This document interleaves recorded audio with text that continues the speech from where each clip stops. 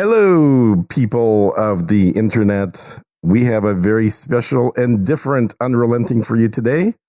And you could probably tell that's the case because you haven't heard the theme yet, which you're probably not hearing yet anyway. God damn it.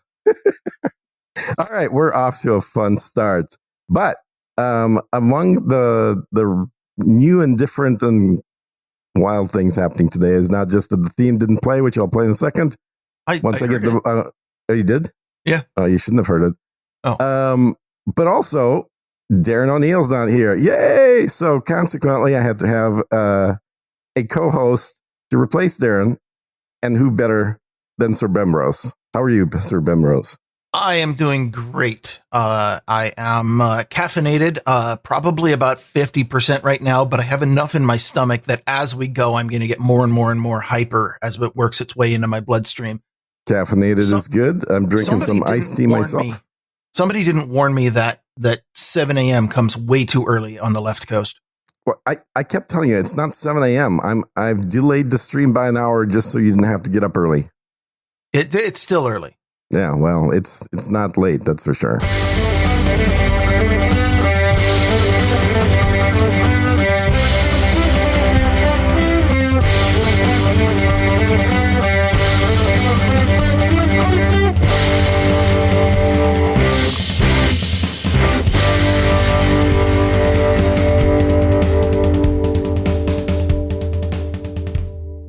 All right, there's the theme.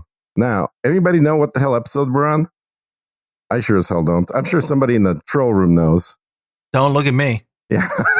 What? Hold on. You're in the troll room, aren't you? Yes. Well, keep an eye out for anybody answering what the hell episode this is, because at some point we should mention it. This is episode. It's like 33 or something. Yeah, it's 30. I think it's 33. I think that sounds about right. So we'll just make this episode 33. There we go, with special guest Sir Bemrose.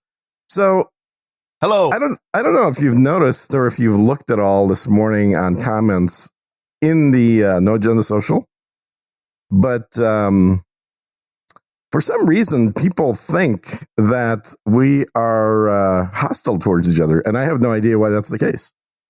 Well, I mean, I hate you, but I also hate Darren, and I hate everybody else in the world too. I'm not singling you out for anything. It's kind of equal opportunity. Yeah, I'll even go further than that. I certainly don't hate you. I just think you're an annoying prick, but I don't go so far as hate. Yeah, and that's like you're accepting of that term, so that's fine. I thoroughly enjoyed the time we got together for lunch too. That was fun. That was fun. It was good sushi too. Good food, yeah, that was good sushi. Especially the part where I didn't have to pay for it. Well, I didn't either. So actually, we both lucked out on that one. We'll let Amazon take care of that bill. Yes. So but that's a little inside baseball there. Yeah, exactly. Knows that we were there. That's true. That's true. I don't know if you brought any topics. I've got a few we can chat about here, but generally Darren just starts off talking about something that I really don't care about for a while, and then I kind of nod and go, Well, and then I move on to stuff that's Ukraine, and then I talk for a while. So go ahead. H-Town in the troll room has just said it's actually episode 34. I don't know if we believe that, but maybe this is episode 33 part 2 in that case. Yes. I don't know. My suggestion I like 33. I'm going to call this 33 and a third. Works for me. So right. I didn't bring topics, but there are things. I brought topics, but I didn't bring any news stories or anything. I don't know if. Is this a news story show? Not really. Okay. No, this is a chit-chat show of random... the way I described it on the last, maybe 1 or 2 episodes ago was, we're kind of like the Seinfeld of podcasts, meaning it's a show about nothing. Yeah, and I never watched it. Yeah, exactly. It's popular, but, nobody seems to watch it. There's certainly some hot topics that I have strong opinions on, and I wrote down a list of topics. So you did? Well, you're ahead of me then. I didn't write anything down, so go for it. Yeah, but these are super generic. Here's my list: racism, copyright law, economics, bodily autonomy, right to repair, and Silicon Valley versus privacy. It sound like I'm reading out Jeopardy categories at this point. It sounds like I will take racism, true or false for 100, Alex. I'm sorry, which one? Racism. Okay. True or false? Well, okay. In the latest Sir Gene Speaks, which I understand it's a little bit of an old episode, but through the luck of the draw, it played after No Agenda yesterday. Your co-host made a point about there are differences between racisms. It's not between races. It's not racism. It's a biological fact. And I don't want to necessarily quibble with that because, of course, there are differences between people. But my question at the time that I'll pose to you is, why should skin color be the partition function between humanity?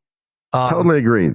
What about gender? What about if you partition people by the length of their pinky finger or something like that? Just take some other random biological aspect of them. Or the size of their breasts. Well, in that case, mine, I'm pretty good. But why is that's my biggest problem with race. I totally agree. And I've actually corrected him on this, at least if my opinion corrected him on this, that the race is the human race, and that race is distinct from other humanoid but non-human races like Neanderthals. So I could be racist towards Neanderthals. In order for me to be racist towards another human, I would have to be sort of a self-hating human, I guess, or a self-race-hating human. I mean, not to the quality of being human. There are other qualities I may be particular to. Like I like redheads, for example. So I guess I'm, anti-brunettes. And for what it's worth, things like hair and eye color are perfectly valid partition functions too. It's just all of the people in the world that people, will consider, oh, this is multicultural, tend to have brown eyes and dark hair. So maybe that, if you partition based on eye color, for example, you're going to get a whole lot of diversity in Central Europe and not much outside of that.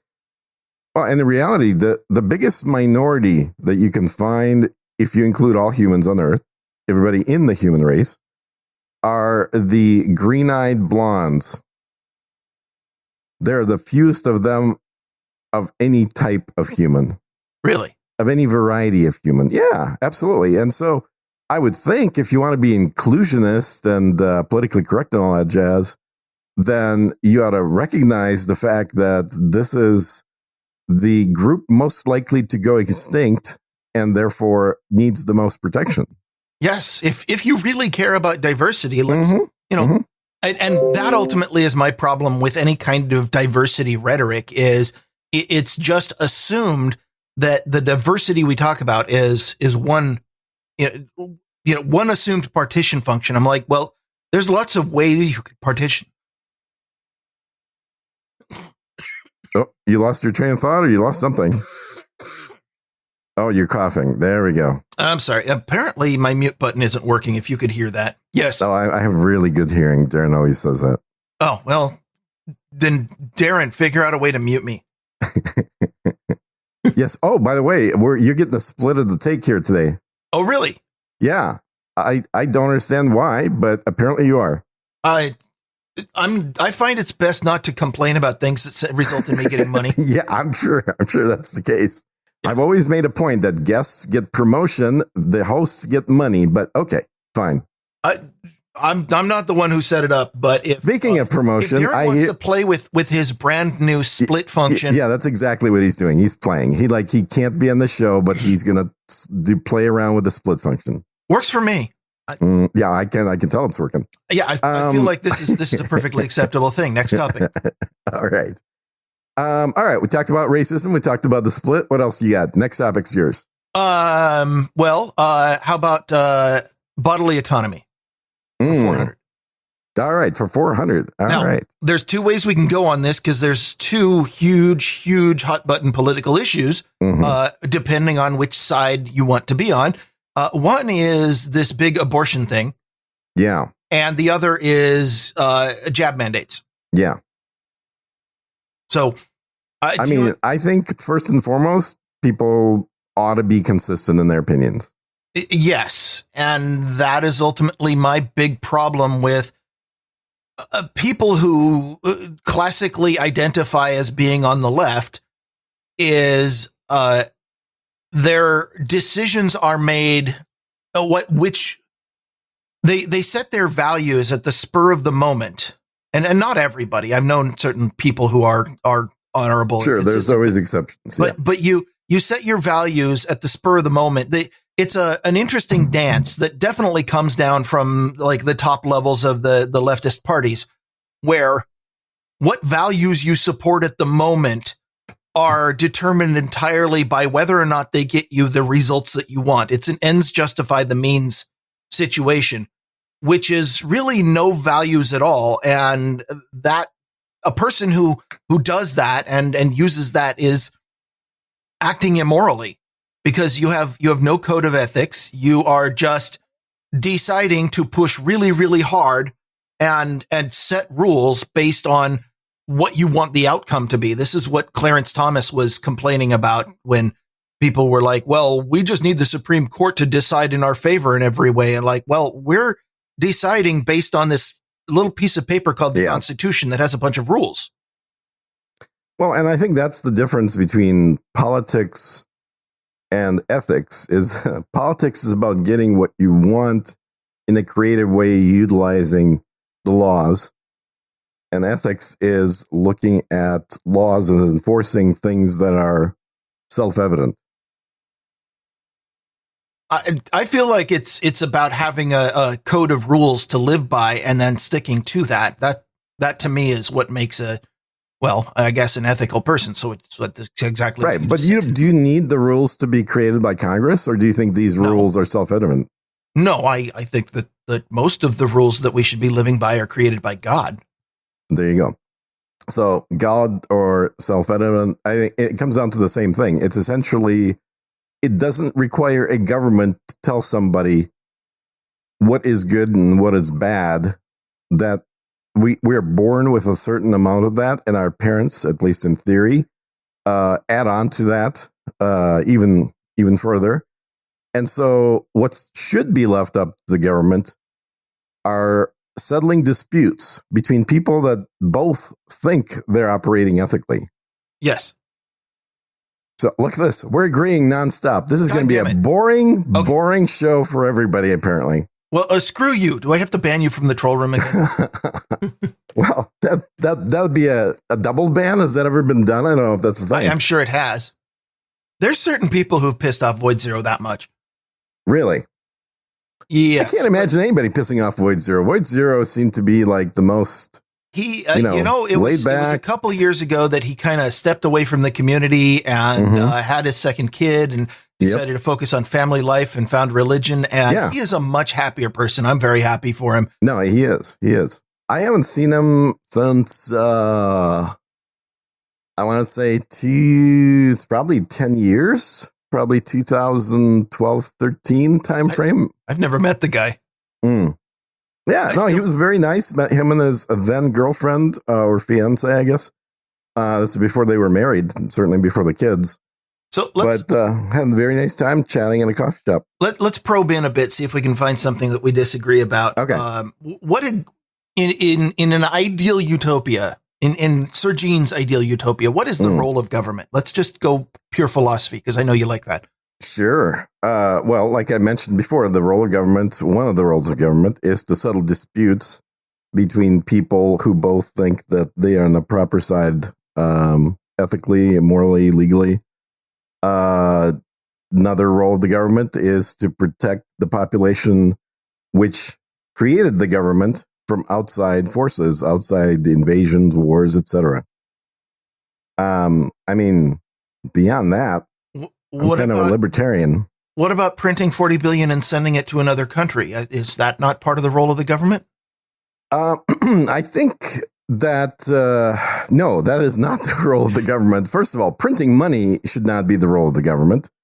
If the populace decides that, using some physical heavy means of currency exchange, like solid pieces of gold, is too inconvenient, they can certainly have authorized the government through their voting to create something that says, use this piece of paper it will be accepted as equivalent for that gold by everybody in the country, so that you don't have to squabble over, well, this is not the right piece of paper. But man, that would require a constitutional amendment if I was running things. You did just hit on something that I'll go ahead and just classify this as one of my peeves with regards to argument. And I'm not saying you did this intentionally, but it's something that everybody does. It's part of rhetoric. In fact, I just literally did it right now. Is you said if the people approve of something through voting, right? And that is the it's not the fallacy of stereotyping. It's a fallacy of the undifferentiated middle, or I don't remember what the exact one is, but the idea that saying the people can agree to anything at all is stripping people of their individuality and their ability to choose for themselves. And that ultimately is my biggest problem is a democracy is always mob rule. And there will always be, unless you can find that one unique issue that every single person agrees on, every time that you do something or say something on behalf of the people, you are committing a fallacy of saying, of including in the group people who don't agree with that. And well, sure. But the concept of government is predicated on a group of people agreeing. Like if you don't have a group of people that agree, there is no government. You have, in order to create government, you have to have people that agree. And you can say, well, what if it's just 51%? What if it's just 51% of the people agree?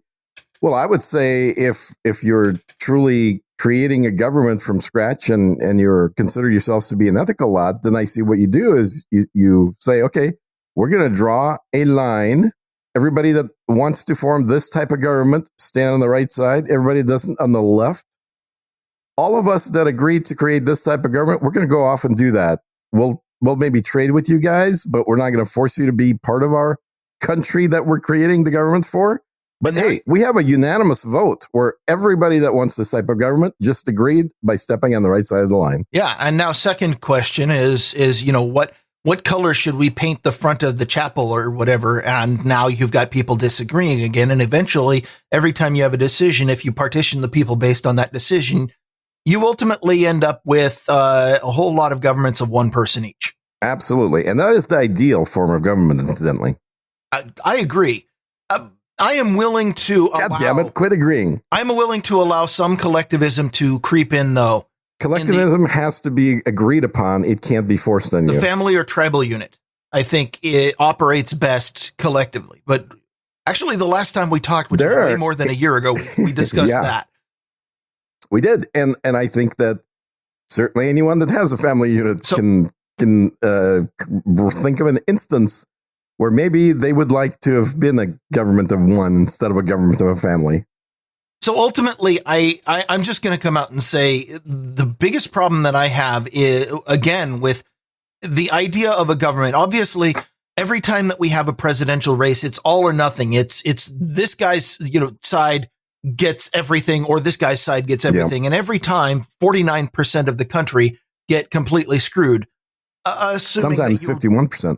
Well, actually, it was more like 65% if once you take out all of the fraudulent votes. Yeah, but there you go. But really, ultimately, I think about 95% got screwed. Well, they now, just won't admit a lot of them didn't realize it at the time. I think that they had an inkling, but they were willing to do it just to stick it to the other guy. Yeah, they didn't like mean tweets.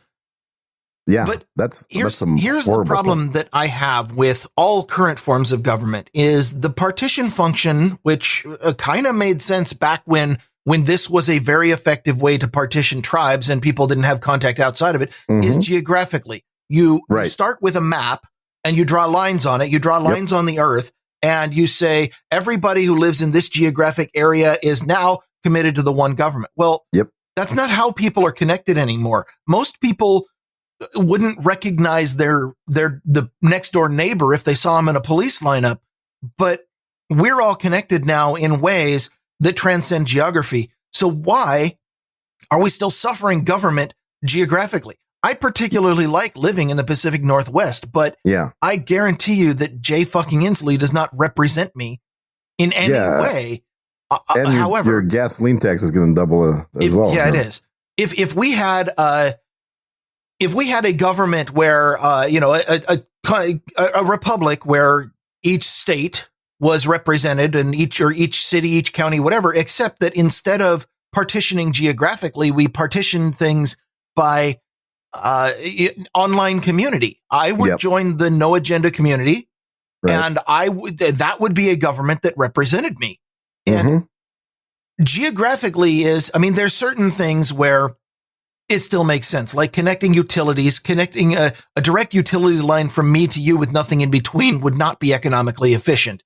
No, not really. But there's a lot of rules and behaviors. I think the internet structure itself shows us this is possible. We have no central ownership of the internet, although we've had a hell of a lot of consolidation. There are a lot of people trying. But look at the internet 20 years ago. Everything was still connected, and it was very, very decentralized. You could take many different routes going through many different companies' systems, and yet the packet still gets to where it needs to go. And I guess where I was going with that, because you're silent, is that I think it is possible to have a system where there is connectivity between people physically in different locations to be able to present themselves as a single community, a single cohort, to be able to vote and apply laws equally, as long as there's at least a certain agreement and trust between all these communities on those connective resources, whether they're internet or roads. Like, they don't all have to be owned by the government, but we have to have plans and treaties in place that allow everybody to use the same road, whether they vote libertarian, rhino, or communist, because that's the three options. Is libertarian really an option? Well, if there's nothing else to vote for, that's who I'm going to vote for. I don't know. My go-to in most races is fill in none of the above. I guess that's voting anarchist. Yeah, a lot of people do that. That's probably more anarchist than libertarian. Yeah. I used to identify as a libertarian. I have determined that I don't identify as anything other than Sir Bemrose now, because if you go into a conversation and you say I'm a Republican or I'm a libertarian or I'm a left-wing bi-curious panda bear, then somebody will automatically decide everything about you and make a bunch of assumptions without you even saying any further words. And it completely, the moment you say I'm a libertarian, then it derails the rest of the conversation, because they're not talking with you anymore. They're now talking with their opinion of what they think of the stereotypical libertarian, whatever they think it is. So I definitely don't identify as and I'm probably more objectivist than libertarian. But I did run for political office as a libertarian many, many years ago. So I still kind of a default to saying libertarian, but honestly, it is a lot more of an objectivist position than libertarian one. I don't know. The more I see the government operate today, the more anarchist I become. And, there are some fun anarchists out there, like Michael Malice. I'm not familiar. Really? Oh, okay. You definitely need to watch some YouTube videos with Michael Malice. Give me a rundown on the awesomeness of his position. And why so he is, well, I have a love-hate relationship with him. I think that a lot of, he rubs me the wrong way when I listen to him, but I appreciate that he's there. You know what I mean? There's some people like that. That's kind of how I felt about Trump, but go on. There you go. Malice is one of those people that I see as fully taking advantage of the system that he's living in, financially and for, marketing and everything else. But talking about ideas of anarchism, which I just like I've known people that are what I would consider true blue anarchists. Like these are, guys that are boycotting absolutely everything from Walmart to Facebook to whatever. Yeah.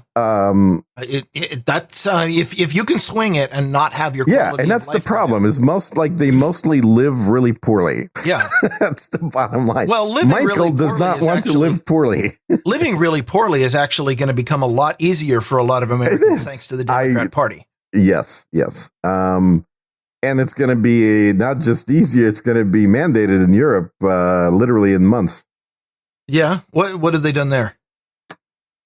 They've decided to cut themselves at the foot of Russian fuel. Oh, that's right. Is this the Ukraine segment? We're transitioning smoothly, good. Just in case nobody notices.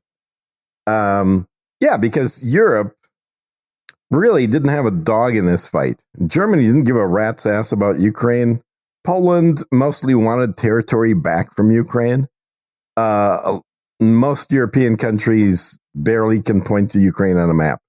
All they know, it was part of Russia, and then, depending on who you ask, they had a revolution and got themselves rid of Russia, or if you're, looking from another perspective, CIA came in and created a color revolution and placed a Western-based puppet government in there. And so, these people were not buying gas from Ukraine. They weren't buying most things from Ukraine other than what it had in abundance, which is it has farmland. So there were farm crops that were purchased from Ukraine, not exotic farm crops, just sort of regular farm crops. That was about it. And yet they were buying a lot more from Russia, including a majority of their energy in the form of natural gas as well as oil. And then the U.S., which buys virtually nothing from Russia except for uranium, to keep the nuclear power plants running. Yeah, I heard Hillary was a great salesperson there. Yeah. So U.S. that doesn't lose anything. Decided, well, we're gonna make Putin decide that he had to get out of Ukraine, and we're gonna do that by telling him, hey, McDonald's no longer allowed to operate in Russia. There. And of course, this is all a set of dominoes that once you topple one, they just keep on going.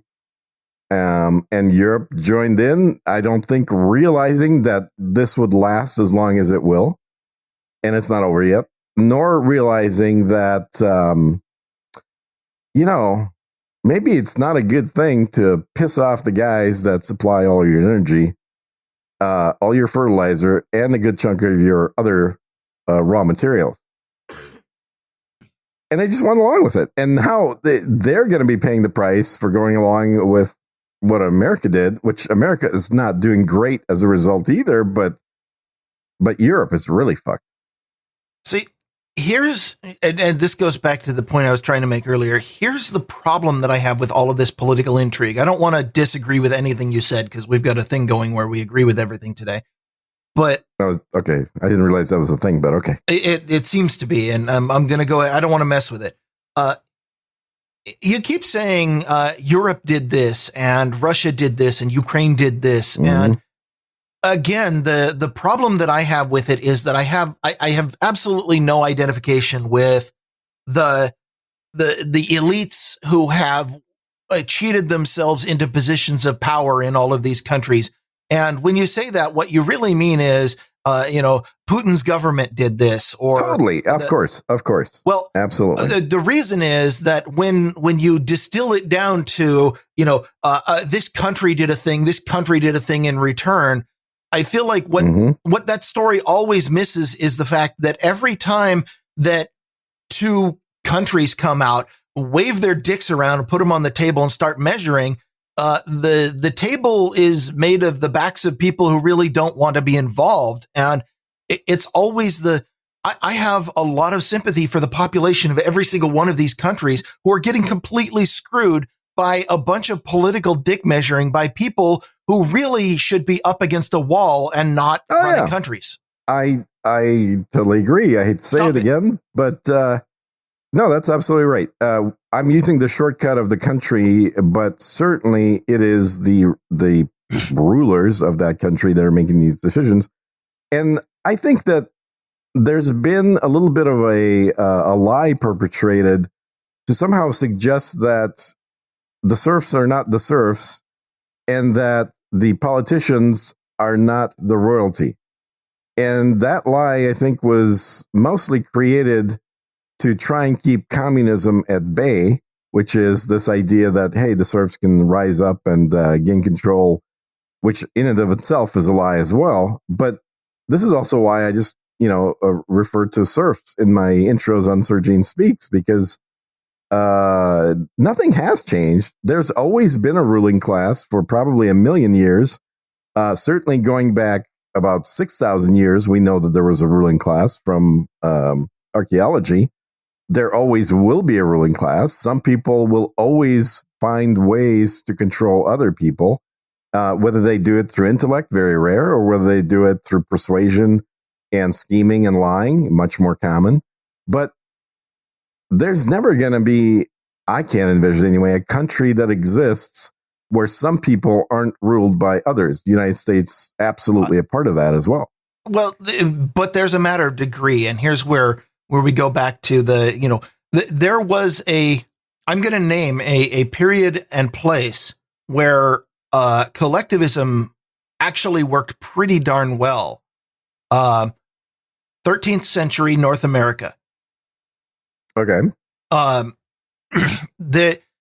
It's always a matter of scale. There is no possible way to govern something the size of Europe or the United States or Russia and do good by all the people. It's impossible. There's too much variety, too much diversity of the people, of what people want, what people need to do, of situations. Mm-hmm. If you are going to govern, then you can do fairly well governing by about the size of a tribe, say 200 people.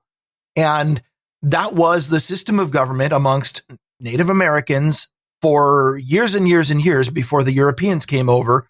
And there was a whole lot of strife. What makes you think that was better? Well, I'm not convinced it was better. There was war between tribes. There was war within tribes. There were I'm not saying the way of living was better. I'm saying there was no state.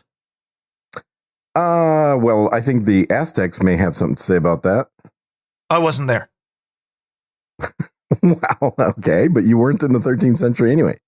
That you know of. That I know of, correct. But the Aztecs were certainly in North America. Prior to that, Incas, the Mayas. I mean, we've got large civilizations that existed in North America. So are you contending that if you have a series of tribes that a state is an inevitable outcome? Yes. I think it's a population determinism. I'm sorry. It's a population-based determinism. I think once a population grows to sufficient levels, it's inevitable. So what you're really saying is that our population has grown too big and we have an overpowering state. If we limited this Earth to only 500,000 people, and we wouldn't have this issue. What you're saying is that the real solution to all of our overbearing government problems is that we eugenics. Need Bill Gates. Absolutely. Totally. Yeah. Bill Gates knows this shit, man. Doesn't he look like a guy you want to trust? I mean, no. I know you've never worked for Bill Gates. When I worked for him. Exactly. Now, Bill Gates is a smarmy looking when he was at Microsoft. Yeah, I've seen him on stage quite a few times back in the 90s, and he was absolutely a weasel. He's the kind of guy that Steve Jobs made look like a nerd, like Jobs, who in any other crowd is a nerd. Standing next to Gates made Gates look like he's the smoothest nerd out there. He was. In fact, I'm not even sure Jobs was a nerd. Wozniak was the nerd in that company. Jobs was a slick salesman who was so good he had so much charisma and was so good at sales that he could warp the financial and economic reality of people around him for the purpose of creating and making his products stand out. He did. He did do that. Was technical. but he was initially. You remember where they met, don't you? Silicon Valley. As a fracking club, where and fracking not oil, but fracking as in the original connotation of making illegal phone calls by playing tones through a payphone. They met at a group in the Bay Area that was like a meetup, a local meetup in the 70s of frackers. Yeah. But how do you know Jobs wasn't just a poser then?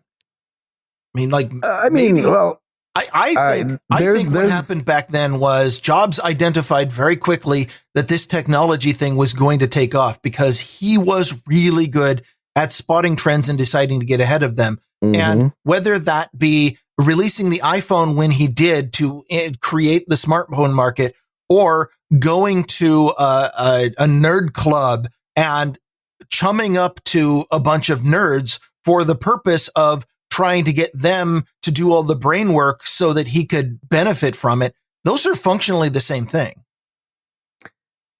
Yeah, maybe. I don't know. I do Jobs remember a salesman who could get other people to do things for him. And he's done that. I don't think he was that in his early 20s, dude. He dropped out of college. He never wore shoes. He didn't take baths. That's not a salesman. That is a hippie. Everybody has their foibles. You only wear them on your sleeve once you get big enough that you can market them. Yeah, I mean, eventually, instead of just not wearing shoes, he just had the same black outfit. I mean, podcasting with a cat on your lap. That's my foible, and I don't know if I've made it big enough to be able to advertise that, though. Yeah, well, I don't know if is your cat interactive? Does he make noise if you pet him or anything? Yes. If you go back to some of the older episodes of Grumpy Old purring? Sometimes he would yowl very loudly. Oh, he would yell. Oh, yeah. Okay. It was picked up, and it's hard to know what gets through the noise gate. But whenever Darren would derail what I was saying, I go, "Was that your cat?" I'm like, "Well, yes," and also fuck you. Oh, too funny. Yeah. So, should we touch the third rail here? I don't see why not. Okay. So, what the hell, dude? Why did you guys stop recording in the first place? That third rail. Yeah. Oh, and I just want to, I have instructions from the troll room. Tell Gene it was freaking, not fracking, as in phone freaking. Yeah, I would have recognized They're correct. They're correct. This is freaking, not fracking. Well, I wasn't sure because, it might have been Jobs and Wozniak were busy injecting liquid. Yeah, they were exactly. Maybe. No, they're totally right. I was incorrect. Yes. Yeah. So what happened? Because it seemed like I was a listener of your show, and I was your first mistake. even a guest. I was a guest on your show twice. So it was a little bit out of the blue when all of a sudden I get a text message from him and say, "Hey, you want to be a guest co-host again?" I'm like, a little short notice, but sure. Well, and then the next show is like, "Yeah, you're good for next week as well." I'm like, "Okay, so what's the deal?" It's like, I don't know, he quit or something. Like, what? So, Darren and I have never been what you would call good friends, at least in public. And you certainly never had sushi together. We have not had sushi together. And he's never invited me to his house to help with his air conditioning. Mm-hmm. How to put this? There was a troll who I was getting fed up with. And this is the catalyst. There may have been underlying issues that I'm not going to talk through because you're not my psychiatrist. But the catalyst was a particular troll who had been going over the top for several months. And I was getting fed up and was doing things like kicking him out of the room and didn't take a hint. And then I find out later that Darren had actually been egging him on because he wanted me to get pissed off. And the event... Drama. Yeah. Well, the event happened the weekend that my cat died. And, sorry about the cat. Yeah. Well, I am too, but that's in the past now. But I was kind of in a fragile place, and the troll started in again, and I went ahead and just did a kick ban and said, you you do this one more time and you're banned forever or something like that. And I was never just like Sir Gene. I get it. Yeah. And to be honest, I've never banned anybody forever. And I don't think Darren realized that, but he was like, forever is too much. But in Darren's style, he didn't come to it like, forever is too much. We should probably do something else. He was more like, oh, I see that you're totally unprincipled and an authoritarian douche and fuck you. And I guess Grumpy Old Ben's is over now because you don't like the troll that I was grooming or something like that.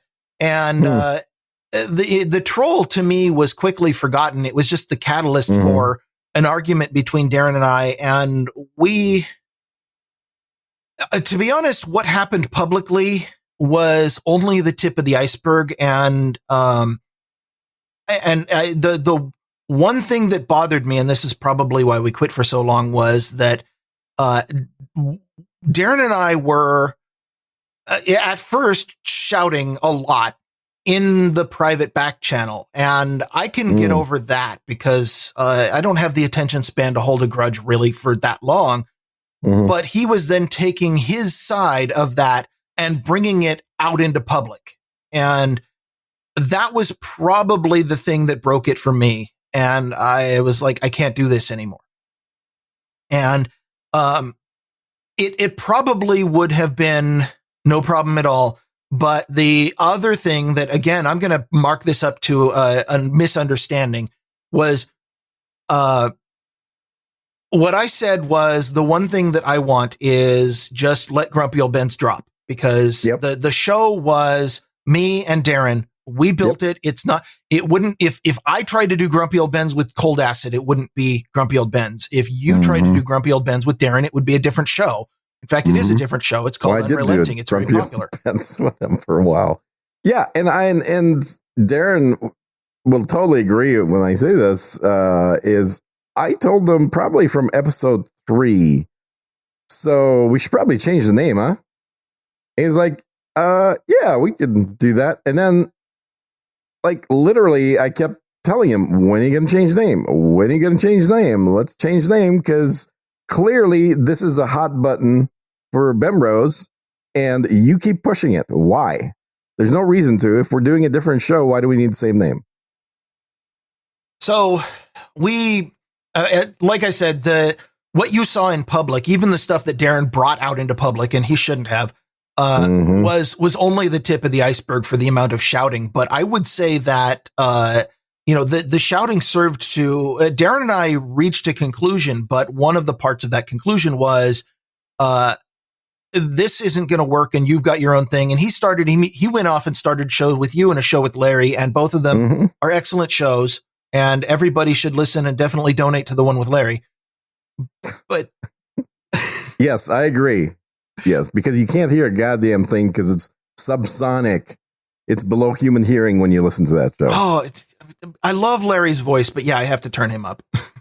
I don't know if Larry's voice is just in that register where my old man hearing has a dip in the spectrum or what, but every time Larry's on a show, I'm like, everybody seems like they acts like they can hear him fine, and I have to turn his parts up. But well, that's true of both of those guys for me. Oh, that's my hearing. I'm like, huh? But what? You can hear my whiny voice just as well. Your whiny voice and my whiny voice are perfectly fine in terms of my register of hearing. But I actually have the EQ to peak more of the highs when I'm doing the show with Darren, just so I can hear him. So anyway, ultimately, what I will leave it at is we needed to take some time off, and he went and started like 13 new shows, and I went and started my one solo show, just to demonstrate. I started Angry Tech News. The reason I started it was to demonstrate to myself that I was capable of making a podcast, and if you look at my update schedule, literally anybody is capable of making a podcast. It's the lowest freaking bar you can hit. Anybody is capable of recording a session, but can you record 33 and a third in a row weekly on time without fail? Yeah, that's about how many I did before I realized this sucks. I'm going to do them just whenever I feel like it. Well, because I think I was doing every other day. I did every other day for about 2 months. Every other day is rough. And then I just like, okay, I'm done. And then eventually you took on a co-host because you realized that got me back into doing it on a standard schedule, honestly, because I went from doing it every other day to doing it twice a week to doing it whenever I felt like it. And having a co-host forces me to do it once a week. It actually, I've had the exact same experience. Having a co-host and having somebody there who's like, hey, I warmed up the stream. Where the fuck are you? Yeah. It is excellent motivation when otherwise it's actually pretty easy to be like, I know I need to get a podcast out, but there's also, work to be done that pays better than podcasting. Like literally everything. Yes. Yeah. Or, there's this show on Netflix that I really need to get through and binge watch. Mm-hmm. Well, if that's your thing. Yeah. Exactly. No, I think the co-host thing works. My first podcast that I ever did was in 2006, seven, I think. Within 2 episodes, I figured that had to be a rule. So we had 3 regulars and a total of 6 people that rotated through, where most shows had at least 2, some had 5 people on them. And that was Sec This, SECTHIS, which was a podcast where everybody was a security expert. We had a guy from the NSA. We had a few guys that were working Fortune 500s. I was one of those guys. We had a few people that were in the military, but everybody was a CISSP minimum, and most people had a lot more certifications than that. And we started the show off by talking about what drink we're starting to drink as we started doing the show. So it was a bunch of dudes that got to fairly niche security related positions, and then took the tie off because most of us wore suit and tie to work. So if they're working security, grab the drink, straight tequila. Well, it really depends, dude. Everybody had a preference. I was generally doing White Russians, but that's because I get a little bit of a sweet tooth. I like liquor mixed with a little sugar, so that worked. But it was a fun show. But I said right from the get-go, or at least from the second episode, it's like, if this ever gets to a point where I am the only one showing up, that will be our last episode. So all the rest of y'all, keep that in mind, that yes, you can miss episodes because we have a big enough crew where we can rotate people around, and I'll maybe occasionally miss one. I'll be on most of them. But if we get to a point where I'm the only guy that shows up, so I'll record that episode, but that'll be it. So what you're saying is that if I hadn't agreed to do this today, it would have been just you, and that would have been the end of Unrelenting. I could have. Yeah. So thanks for you could have. Thanks for saving Unrelenting. That's nice of you. Dang, I didn't realize I had that power. I would have definitely demanded more than just a 33% share. Yeah. Well, 33% share of this show is actually worth something. Yes. There's some significant donors. Have to derail you just briefly. You're recording this, right? Yeah. Please tell me you're recording. Okay. I am. There is a lot of whining and bitching from the audio files in the troll room, saying that your audio is terrible. And I think that a part of that is that it's coming over Zencastr, and I'm not massaging it in any kind of pipeline whatsoever and just sending out to the stream. Yes, the recorded audio will sound a lot better than the streaming audio. That's what I was hoping for, because obviously you're going to make the recorded audio sound fantastic, even better than when Darren does it, I'm sure. Probably. Yeah. But what I do know is typically when I do it with Darren, he takes I'm doing this raw. There's no compressors, there's no filters, there's no EQ, there's nothing on my voice, because that's what Darren wants to get, is just the raw sound. And then he does all the processing on his end. Yes. And then it comes out sounding the way you guys normally hear it on the stream, because he's running the stream. He knows the magic incantations in what does he use? Audition. He knows the magic incantations to make even crappy mics sound really good. Go listen to the first 50 episodes or so of Grumpy Old Ben's before I had the RE320. And Darren still made it sound pretty good, despite the fact that I was in a different room while I was podcasting. Yeah, it's a he does have that skill set for sure, and he practices that literally on a daily basis, which I do because he podcasts on a daily basis. Yeah, he does. Exactly, absolutely. But I certainly have the same equipment, if not the same skill set, and it will sound a lot better on the recording than it does on In the that stream. case, shut the fuck up, Troll Room. It'll sound better if you download it. Yeah. I don't know that the Troll Room bothers downloading. I think they're getting everything. I like the Troll Room because it allows me to derail your conversation when you start getting really boring. Yeah, that's totally fine. Yeah. I enjoy when it's brought up. I just I'm banned, so I can't be there. I understand. With everybody. And like I said, I have the power to unban you, but I won't because I really enjoy your whining about it. God damn it. Yeah. I was hoping that I could talk you into that when I had you here as a co-host, but I guess that's not going to happen. No, it's an important part of this show. This show would decline in quality if you were ever unbanned. Yeah, because I would probably just be mostly talking and typing to people in the Troll Room to answer their question and not really saying much on the recording. I will tell you the absolute best thing that Darren did for me when I was typing in the Troll Room early on in our show. And he recommended for me a new mechanical, super loud, clicky keyboard that comes across. I have one of those. And that broke me of typing during the show. I'll tell you that much. Yes, thank you. Yes, very awesome. Yeah. Well, you got to have these things if you do gaming at all. So yes, it's the prerequisite. Do you want to go to another topic that is one that I'm not allowed to bring up with Darren anymore? Sure. Well, actually, there's a couple of them. There's one is my opinion about the jab. I don't know what Darren's current opinion is on that, honestly, but he seemed kind of wishy-washy on that, I will say. Well, I mean, I'm definitely a pureblood. When he first decided to get injected with the J&J, which isn't the gene-altering substance, so I'll give him that. Right. He seemed extremely It's just proud the blood clot one. And was really quite annoyed and kind of pissed off with all of the people who were like, I can't believe you did this. How could you go wrong? What the hell's wrong with you? Why are you giving in to the man? What, do you trying to kill yourself? All of the I love to bitch about all of the retarded things that left-wing people say, but man, you step out of line just a little bit and even the right wing are going to come out and attack. Oh, you're telling me I'm the guy that went out and said, hey, maybe this Ukraine thing's a mistake. How many right wingers do you think I get? Dude, I was getting literal death threats in email. Nice. Did you save them? I did. Yes. And publish for a rainy day. Those. No, I have not published them. I don't want to make people's lives any worse than they already are, thinking that they're right. Yeah, but those will be worth something after you're dead. Yeah. Oh, yeah. Like 5 to 10. Well, believe me, if I'm dead, they will come out. That's for sure.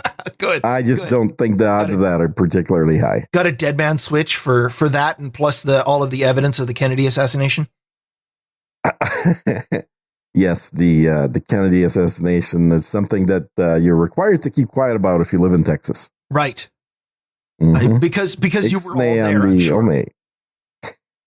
Well, it's one of the things that, when you become a citizen of Texas, they tell you the truth. So you kind of have to not let people that aren't citizens know about it. So actually, on the topic of getting the most horrible comments from far right jerks, the most controversial thing that I have ever said in the last 3 months, and I say controversial things every 30 seconds, so I feel like this one really stood out, was when I said, in the grand scheme of things, compared to all of the other topics and all of the other ways that the elites are screwing over the public and all the things that you have to deal with in your daily life, high gas prices, inflation, trying to figure out where your next meal is coming from, I said, abortion is not that important an issue. And, yep. I've been saying that for a long time, dude. I had to sign out of No Agenda Social for a while. Oh my God, you're kidding. Really? I've said this on Sir Gene Speaks just recently. As I said, honestly, I just don't have a horse in this race. I mean, I guess I'm happy for that to be returned to the states in terms of a states' rights versus federal rights issue. I like federalism, but I just, I've never tried to talk any of my past girlfriends into getting an abortion. Neither have I tried to talk any from not getting an abortion. So, whenever somebody tries to rope me into the debate, because everybody has to be on one side or the other, the stock answer I love to give is, first of all, as a moral issue, you are murdering a kid.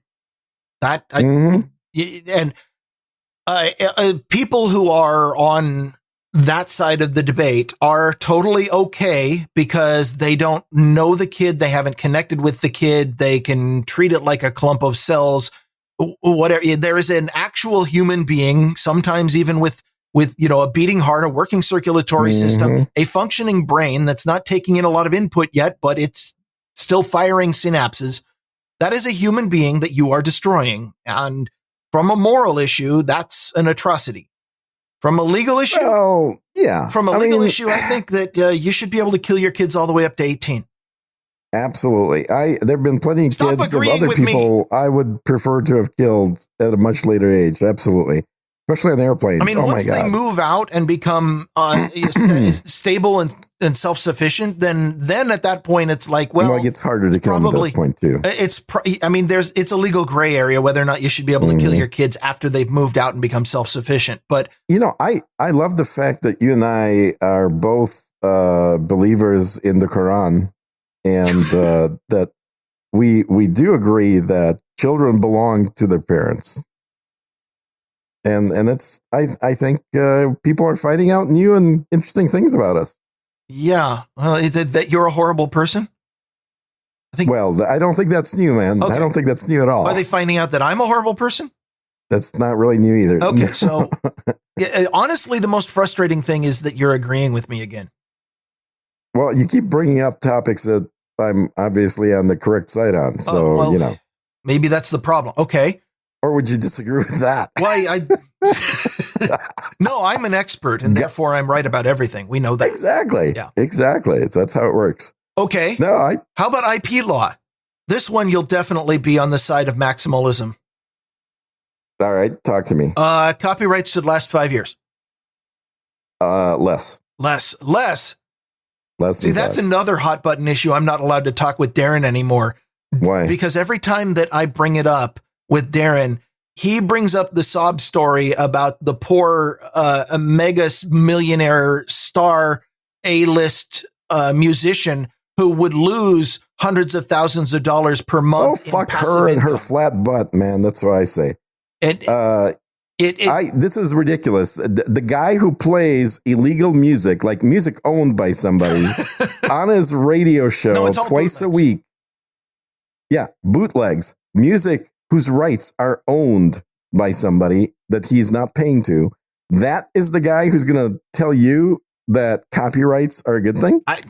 Every time I get the poor sob story about how, the person who worked hard and wrote this song. And my favorite is the hypothetical situation of what if somebody writes a song, but they don't release it for 5 more years? Does that mean that the copyright is out and they deserve nothing?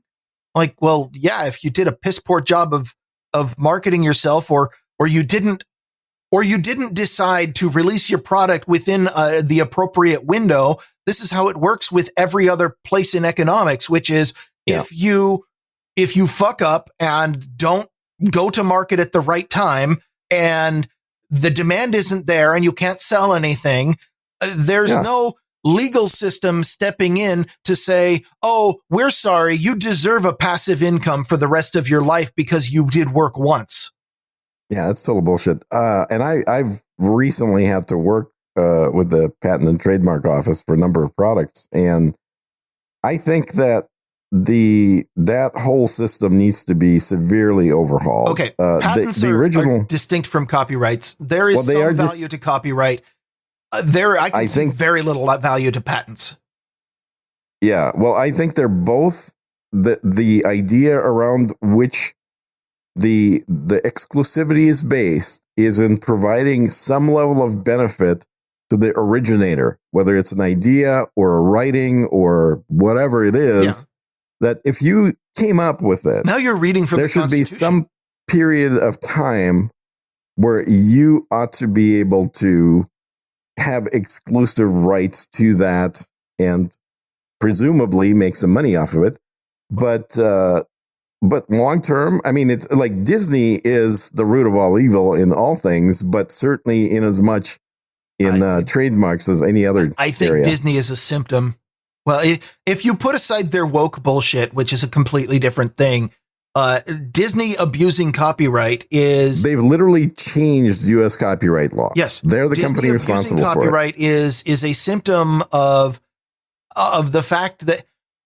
So I've had this debate with lots of people about corporatism, and that is people will come to me and, I'll say the government is evil, and people will say, no, corporations are evil. And of course, we're both right. Yeah. But they will say something like, well, these corporations are abusing the government power. And I said, they are engaging in capitalism. The problem is that the incentives are there because the government power exists for them to take on. And I will get people saying, well, things would be better if corporations could just stop being greedy. Well, why don't you just transform us all into ants or bees or something? Because humans are greedy. You're talking things will be better if we can just change human nature. And my argument is, well, things would be better if we had smaller government. Although from your argument that a state is a natural result of any group of people growing together, maybe I'm arguing we should change human nature too. Yeah. No, we should change human nature is how you end up in Nazi Germany. It's this idea that people are built wrong, and we can fix it. We have the technology. We can simply make people are we better. Back to mRNA shots then? Oh God. Yeah. I think it's all part of it. I mean, that's the thing is it's, whether it's political correctness or whether it's Nazism, all these things they're all hinged on this idea that we have the technology, we can change human nature and make people better. The reality is, it's been millions of years in the making that our human responses are what we would describe as values, but really our responses to stimuli have been optimized by the successful progression of multiple generations successfully breeding that had traits that were positive and not being successful at breeding when the traits were negative. So what we are as humans is predominantly the result of evolution in action. And when you try and change these evolutionarily optimized traits, you're really rolling a rock uphill. I mean, this is why you have to have indoctrination camps, because it's going to take years and years. They're working, but for how long? Do you really think that the people that are super woke when they're 22 years old? Generation of young people now.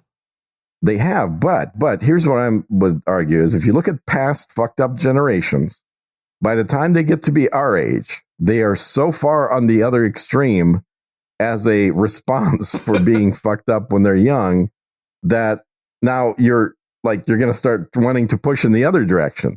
So the people that right now in their early 20s are the most woke are going to be the ones that are for rounding up woke people when they're in their 50s. I sadly, I don't think I'm going to live that long because I'd love to see it. Oh, thank God we're neither one of us. I mean, I'm already over 100, but it's one of these situations where the pendulum keeps swinging. It doesn't just stop magically at one point and stays there. It keeps rocking back and forth. 2023 was the year that the pendulum starts swinging in the opposite direction, according to the book Pendulum by Roy Williams. And I forget the other author's name, but they're both people I know. But that historically, they've gone back in time and then forward and projected it. And 2023 is the edge of the pendulum swinging towards collectivism. And then it starts swinging back. And this is true for Western culture. There's a different pendulum for Eastern culture, for Asia. But for the Western culture, that's where it is. 1983 was the peak of the pendulum being on the opposite side of collectivism in individualism.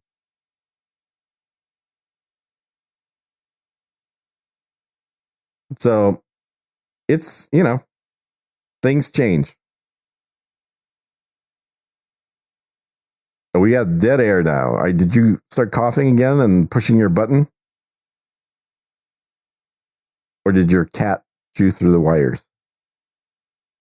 Uh-oh. We might have lost Bemrose. I think the overwhelming truth of what I was saying may have affected him such a degree that he has become speechless. You could have kept talking. Oh, I could have, but it's more fun to point these things out. It was the overwhelming amount of coffee that was in my bladder. Oh, is that it? No, I thought it was the silence. Yeah, Darren nailed it in the troll room. He figured it out. He's been there a few times. Mm-hmm. Mm-hmm. Oh, no, you were on a roll. I thought I had time. I was on the roll, and I was trying to be a polite roller. Stop it. Do what Darren does. Just keep talking and talking and talking and talking until the time is up, and I will go ahead and interrupt if I need in, because I've been trained. You've been trained to interrupt? Well, That's good. Yeah, some people are too polite to interrupt, which is annoying as well. There is that. Don't worry, you will not have that problem. Wait, are you saying Darren is in the troll room? Darren is in the troll room. That fucker needs to get banned right now. I'm sorry? I think he ought to be banned from the troll room. What is this? He's playing hooky, and yet he's showing up in the troll room. Very interesting. We just started Grumpy Old Ben's again. I don't know that I want to start up the mod argument between us again, especially on your say-so. I mean, if I had a good reason, like there was another troll in the troll room that needed banning, then maybe. But yes. Well, I just think that would be poetic justice. That's all. I will say there was two topics that came up. One on No Agenda Social, where CSB is now accusing me of being too pro-Russian.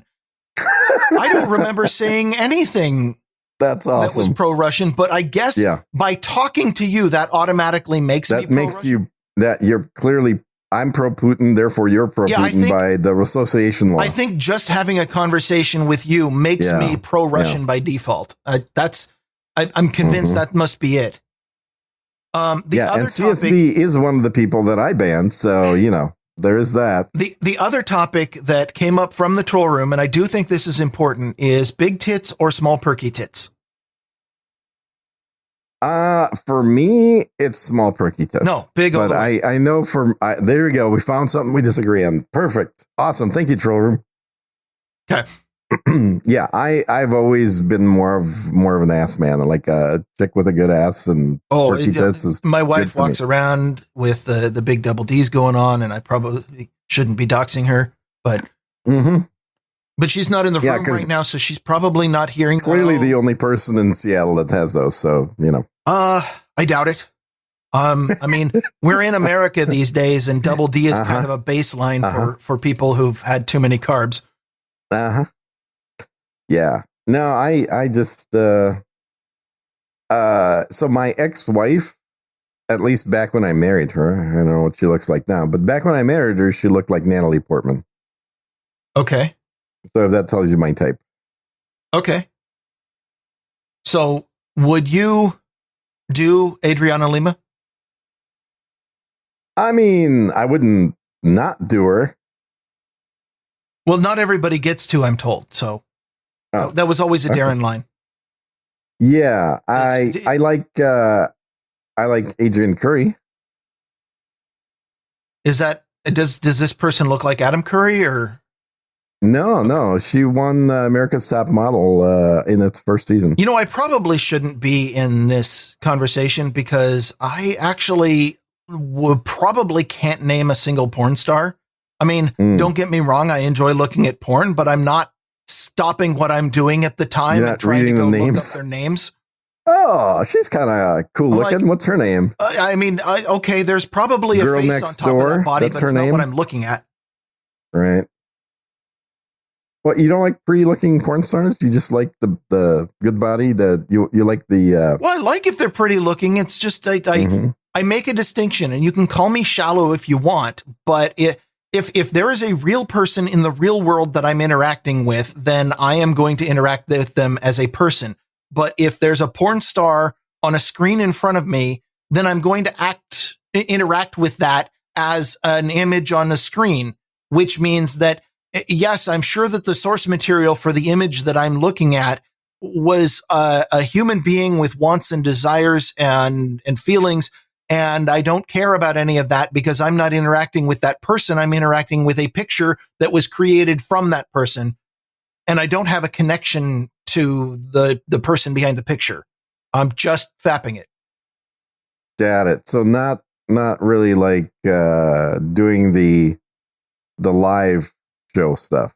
No, I'm not. I'm not an OnlyFans subscriber, and I guess what I'm saying is that I don't have any they all have an emotional connection with my porn. I have an emotional connection with my wife and my cat, and well, the cat isn't involved in the porn, not if I can help it. I was going to say, you're walking down an interesting line here, buddy. There has been more than one time when, especially when Growly was a kitten, where my wife and I were in the bedroom doing our thing, and Growly came and jumped up on my back and peeked over my shoulder and just joined in, huh? Yeah. Like was sitting on my back, and I'm sitting here trying to ignore the fact that there's a cat on my back, because of course, if I move suddenly, then claws go down my, yeah. How does that not make you laugh from that occurring? So I'm doing my best to ignore this, and he peeks over and stares and just like death stares my wife right in the face. And we both we cracked up and we're like, yeah, the mood is done. We're done here. Thanks, cock block. That's too funny. That was interesting you said in the face, because at first the way you were describing it, I thought she was pegging you. Well, but okay. And I'm really trying not to describe anything more specific than that, lest I get in a lot of trouble after I get off this podcast. But suffice it to say, at least the one benefit is that once the cat has cock blocked you, at least they're very absorbent. That fur, it will absorb a lot of fluid. Oh, I'm sure it will. So you use the cat to wipe yourself. Got it. Yeah. Nice. So now that the show has been completely derailed. Yeah, I don't think we've ever had this topic on the show before. Well, I'm trying. This is a new one for Unrelenting. But the show is unrelenting, so, I relent. At this point. Okay. All right. I've also kind of mostly run out of the laundry list of things that I wanted to touch on. We haven't solved anything, but unfortunately, everything that I brought, we agree on, which I hate. So what have you got? Yeah, I mean, I don't think solving has ever been a part of this show. I think it's generally just kind of bringing things up. Well, apparently the price of gas in Germany is supposed to triple, which will be interesting. Okay. I'm curious to see, because it was already over $10 a gallon. My understanding is it's pretty expensive in Europe. Yeah, it was like over 10. So I haven't been to Germany since probably 15 years ago. 15 years ago, the price was about $8 a gallon. And on the Autobahn, a BMW 5 Series was doing about 6 miles per gallon at 155 miles an hour. Yeah, imagine that. Going really fast consumes a lot of fuel. Yeah, which is weird because you'd think, it's a German car. It ought to be made for German roads. I also think that they still have an atmosphere in Germany, and wind drag is a thing. Well, that may be true, but the windmills sure aren't working enough to produce enough electricity without obviously Russian they're gas not spending coming in. enough gas to fire the windmills up to 155 miles an hour. I think that's the key factor that they never seem to mention, is that every windmill has a gas generator. Yeah. Because otherwise they're just not producing electricity without those generators in place. I'm just saying, if the wind were actually blowing at 155 miles an hour, you'd see some real wattage out of those windmills. Oh, yeah. Well, you probably couldn't use those windmills. You'd need to design totally different windmills for that level of speed. Yeah. But yeah, it's, I think Germany is so fucked.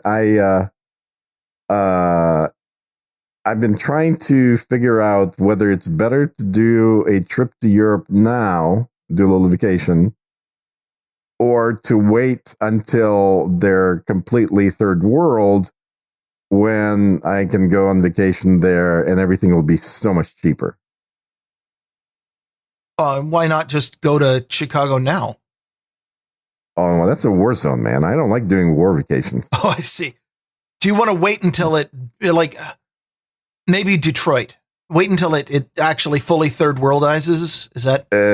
Yeah. Detroit. I try to avoid conflict zones. Like I may go to Ukraine, but I'm not going to Detroit, man. Well, it's safer. That's dangerous. Yeah, absolutely. It's more dangerous there. So it is kind of crazy. I think that other than the fact that nobody really seems to understand why they're all rah-rah for Ukraine, other than the U.S. kind of led the charge, and they're not really smart enough, I guess, to recognize the fact that maybe, just maybe, Ukraine was where the Biden family was laundering money and is now sending government money to get more money out of Ukraine into his own pocket, kind of like Hillary did previously with the Clinton, what do they call it? The Clinton something fund? Yeah. The Clinton Buy Political Access Fund. I have to admit, you're on your own for this topic. I don't actually know enough about what's going on in Ukraine. And this is by design. I don't want to know. I have avoided all the news because it's halfway around the world. The things that I know is that I don't like my money being sent all the way around the world for any reason. The amount that the Democrats are doing in America is unconscionable. Every one of them needs to be up against the wall. It's over 100 billion now. You know that, right? They want to send 40 billion across the world instead of, spending the money to make America better. But what's happening there? I mean, they have a government, and therefore I assume that it's corrupt. Mm-hmm. There's probably lots of corruption there. When money flows to places, that usually means a higher level of corruption, whether it was already there or is being created. I don't know anything more than that. So, at the risk of further angering CSB, I'm just going to go, I don't know. Well, I'm sure that just that I guess is probably going to be construed as supporting Russia, though. Probably. I mean, clearly, and you're just saying you don't know, and you're pretending just to piss them off. Everybody that might knows be that's the reality. Yeah, maybe I'm just pretending I don't know to troll CSB. Is that what you're saying? That sounds like the kind of thing I'd do. It sounds like the kind of thing either one of us would do. Troll CSB, because he's trollable. And by the way, I probably should mute that tab. It's not going to be in the main recording, but everybody in the troll room is hearing every time CSB is sending an angry rant, and it pops up with a notification in my No Agenda Social because I haven't muted that tab. And I've just been leaving it because I want the troll room to go nuts hearing how many times. Ding, ding, ding, ding, ding. Yeah. Mm-hmm. I think it's fascinating, the fact that he hate listens to this show. It's such an interesting idea. I mean, I don't think I have any of those. Well, I don't know. I mean, I'm trying to think of it. I don't think there are any shows that I listen to that are hate listening. I don't watch or listen to mainstream media. That would be pretty hateful. Because you're a normal, well-adjusted person who understands that you have better things to do with your time. Yeah, I barely have time. And I might be the first person in history to ever accuse you of being a normal, well-adjusted person. Normal. Certainly for a length of time, for quite a while. Yeah, probably. That's a good point. Yeah. But I mean, I guess I can't, I don't have the power to not have CSB listening. I'm not one of the blockers of the stream, but at least I have the power to block him on No Agenda Social. This is an argument that I've had with a number of people, and it's another place where I get a crazy amount of pushback, especially from the meme lords on the right, which is, I never block anyone. I don't see the point. If somebody is spamming, then I'll go ahead and mute because, at some point it actually interferes with my ability to see other content. But like, if somebody says something really controversial, I have this amazing superpower, which I guess is actually pretty rare among the population. where I don't have to engage. Mm-hmm. It is so weird that, somebody can say something really inflammatory and I'll be like, yeah, he's an idiot. I don't need to engage. But I don't understand. And maybe you can explain to me because apparently you're a blocker. And you and JCD have this. Well, I've kind of mentioned this, but I can bring it up now as well. So the difference to me between muting and blocking, because a lot of people are like, oh, why don't you just mute him? And you don't want to listen to him. It's not about listening to him. I don't, I don't care about that. It's about not listening, blocking, and making the world an angrier place. Blocking is preventing him from seeing my content. Yes. So who cares? That's the part that I don't want. Well, it's a punishment. Okay. Because clearly, I think my content is very worthwhile. It's really, something desirable. Do you find and block all of their sock puppet accounts too? And do you set all of your posts to not be available anonymously? I don't need to. It's if they're going to the trouble of creating sock puppet accounts, I'm already living in their head. Okay, so it's not about then. Let me see if I can get to. It's not about trying to prevent them from seeing your content, because if you did, I'm creating an inconvenience for them. If your goal was they can't see your content, then you would make your posts private or at least not available anonymously, and you would find every sock puppet and block them. Yeah, too. I don't really care if he reads my content, so that's but what I do care about is punishing him by making it more of a pain in the ass. So you have solved your problem. You don't have to see the trolls, but you are still like. It's a vindictive thing. It's a totally it's a absolutely signaling thing. It's I want to add just a little bit of anger and resentment to the world by being rude to somebody when there's no point at all, because your life continues on as normal as long as you can't see that content. But you need to make sure. So I want to also clarify, a vindictive person, that you have to make sure that the other person suffers a little bit, even though. But they only suffer if they care about my content. See, if they don't care about what I'm doing, if they're just like a random troll that wasn't the normal listener, watcher, or whatever, they don't. But it's not going to affect them. It's only going to affect somebody that wants to both be an asshole to me and get my content. Okay, but if they don't care, then there literally is no difference between mute and block. Then there's no difference. Okay. Totally. If they don't care, there's no difference. Then why not mute? But again, what I want to say is the reason for doing it.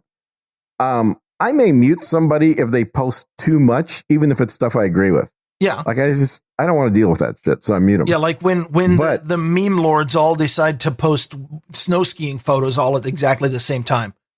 There are certain things that'll just like, okay, too much.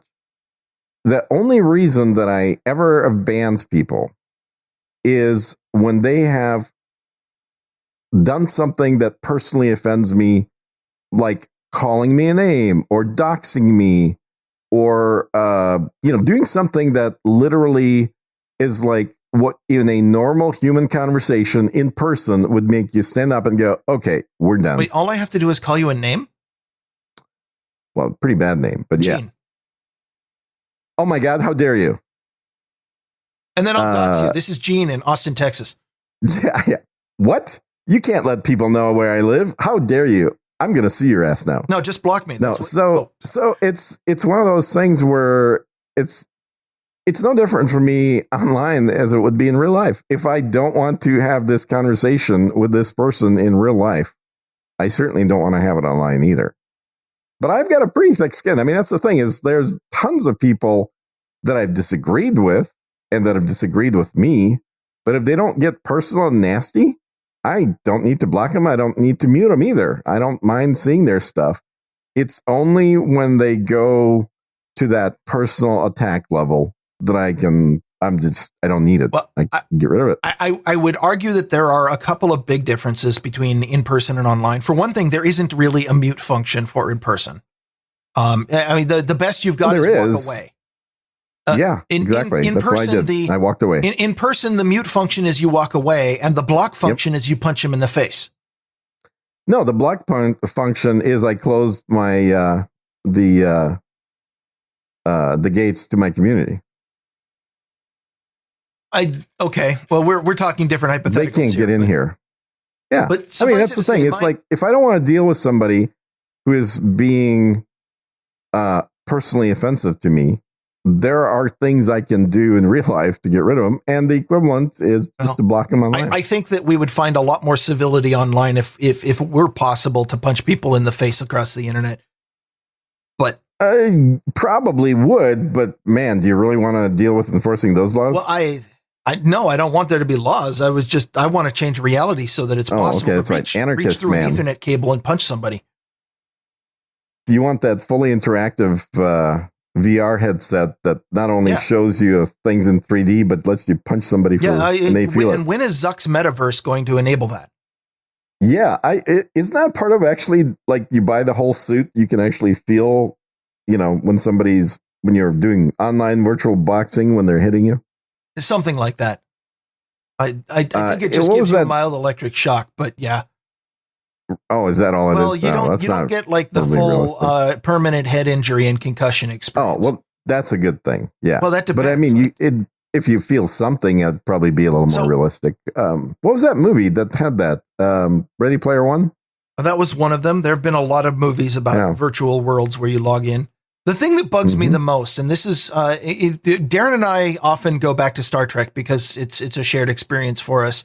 And I know Star Trek really well. Why is it that so many virtual, every story that has a virtual world where you go in has always got this one rule that never made any sense to me. And this includes the Star Trek holodecks, because the first thing that a holodeck always does when it malfunctions is they disengage the safety locks, whatever the fuck that means. But every single virtual world has this rule tacked onto the side. Nobody explains why it has to be, that says, if you die in the virtual world, you die in real life. Like, I know that has to be there for the purpose of the narrative and in order to add some level of danger, because otherwise it'd be kind of like, Xbox Live or the real world or the internet world. It is Xbox Live. And I rage. Yeah, that's my comment is that on that is because the people that write these shows don't play video games. If they did, they would realize that absolutely not only do you not die, but there's always a respawn. And exactly. And that makes for better stories. But I guess what I'm saying is that online communities would be a hell of a lot more polite if they had the weird rule that seems to be in all the fiction that says, if you get banned from this forum, you die in real life. I would think you'd have a whole lot more civility on the forum, wouldn't you? Likely there would be a little bit. Yes. Hey, what's that Tom Cruise movie where he, every time he dies, he comes back to the same place? Isn't that every Tom Cruise movie? Every time his movies bomb, he just makes another one of the same plot. His latest movie is the highest grossing movie of ever in 100 years. I didn't say that people aren't eating it up. I'm saying that what is that movie? Somebody's going to know in the troll room where it's not Day After Tomorrow, but something like that. It's where Ned says Days of Thunder. No, Days. It's where he's in a military thing in the near future, and he's fighting the aliens. And then every time he gets killed, he wakes up and back at before he got assigned to go on the trip to fight the aliens, and then he can change. Lifer says Edge of Tomorrow. Edge of Tomorrow. There you go. That's what Tom Cruise. So, yeah. Yes. So that movie, I thought, did a great job of portraying video games. I believe that. Because you first start off as a noob and you are between don't know what you're doing or just slow if you do know what you're doing. And you're going to get killed a lot. And game designers, and it's very frustrating. Game designers absolutely hate this, but there's a lot of games where it is a viable strategy to chip away at a boss's health by constantly throwing your own corpse at it. Yeah, totally. But that's a natural progression. And the second time you go through, you fix a few things that made you be bad last time. And you do that incrementally. And that follows the same process that we as humans have in real life, which is that we start off as helpless little meat bags that can get hurt really easily but yet we have a drive to both compete with others like us and to play fight. And this is what we do as kids. We learn by doing in a low risk environment. No. Zero tolerance is training that out of human. Yeah. And it's, I mean, with zero a lot tolerance of these in the things, schools, people are now becoming more civil because they don't want to play fight. Right. Because a million years of evolution, can just be turned off by a school policy. Yes. Yeah. That's just brilliant. Who hired these people? We did, according to the collectivist fallacy. Yeah, exactly. I sure as hell didn't hire anybody, but I also don't have the kids in school. They say that the people get the government that they deserve. And I always say that. That's a very true statement. And my argument is, why the fuck should I get the government that they deserve? That they deserve? Right. Well, because you're living where you are. Because of the fallacy of collectivism and the fact that we've decided to partition. We have a geographically based governments. Yeah. Yeah. And that's historical. That's not a new thing. That's a historical thing. So if you want to change it, then you're more than welcome. There have been a number of attempts, I think, including by some of the guys that are on the I don't give a crap about changing the government for all of my neighbors. I just don't want to have to suffer the government that they deserve. No, I get that, but the system you were born into, the particular serfdom that you were born into, requires that your physical location is directly tied to your betters. I'm not arguing predestination because predestination would mean you can't change it. What I'm arguing for is if you want to change the conditions you have, you can't do it sitting on your ass in the same place and not doing anything about it. Well, I'm not just sitting on my ass. I also changed my social media. What else do you sit on? I'm sure you do. I'm sure you do a lot of social media icon changing. Do you remember to flip it from Ukraine to Gay Pride Month and then now back to Ukraine? In every social media account that I have ever, I set it once when I create the account or a few days later, and then I've left it forever. And you forget about it. Yeah, I don't want to think about it. Yeah. That's a good way of handling, I think, social media accounts in general. Yeah. If I'm not getting benefit from the social media account, like, useful input, then I don't need to log in. Yeah. I agree. I don't use them.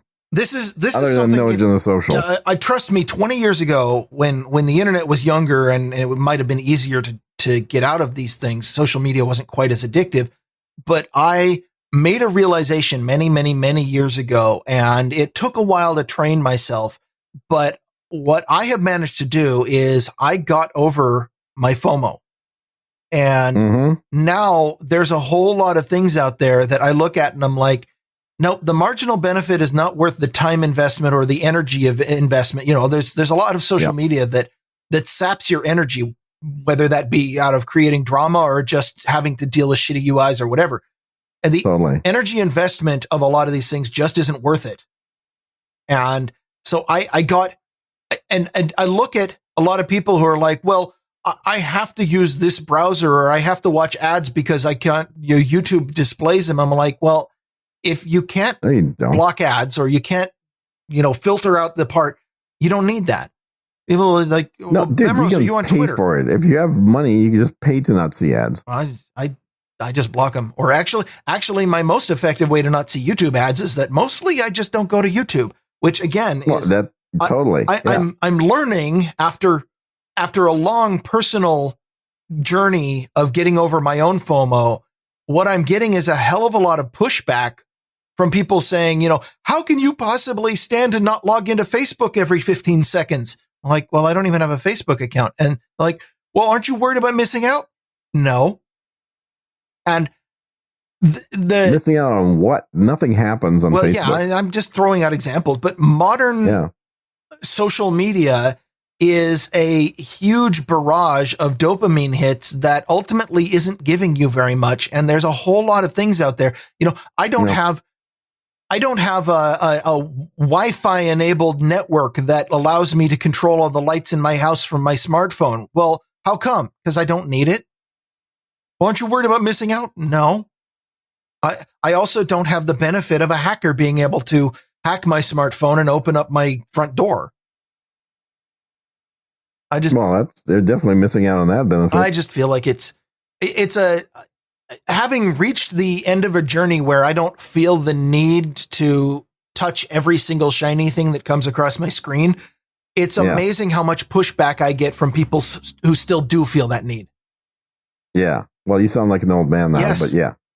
I just got there sooner than boomer. others. Exactly. No, it's interesting because one of the things I did is when I moved out of my parents' house, I didn't see a need for television. And I didn't have a TV until I got married. Which was, quite a while. I was like a decade after moving out of my parents' house. And then I had a TV while I was married. And she took the TV when we got divorced. And I didn't get a TV after that. Now, I obviously still watch YouTube and stuff, and I can watch Netflix on the computer. And I have a TV. It's connected to my Xbox so that I can watch the Xbox take updates. There you go. Yeah. That's the only thing the Xbox seems to be good for anymore. But a lot of people can't imagine not having the ability to watch the news, to watch sports, to watch all this crap. And I don't understand. I mean, wouldn't you rather be doing something than watching something? Wouldn't you rather record a podcast than listen to a podcast? I could go either way. No. Actually, I thank my dad for having helped me out immensely we he was of the generation where he grew up where television was novel and new and interesting. Mm-hmm. And we got cable very briefly, and it was connected to exactly one TV in the house, and he was staring at it 24/7. And if he wasn't watching a classic John Wayne Western, then he was watching Fox News or whatever the precursor. Oh my God, you just described my dad. Yeah. And the beautiful thing is it caused me to do two things. First of all, it means that I grew up without having to watch TV because I didn't want to watch the same thing he did. And that was the only thing available because he was watching. Yep. But the other was I got to watch what passively sitting there watching TV did to my dad and went, I don't really want to be that.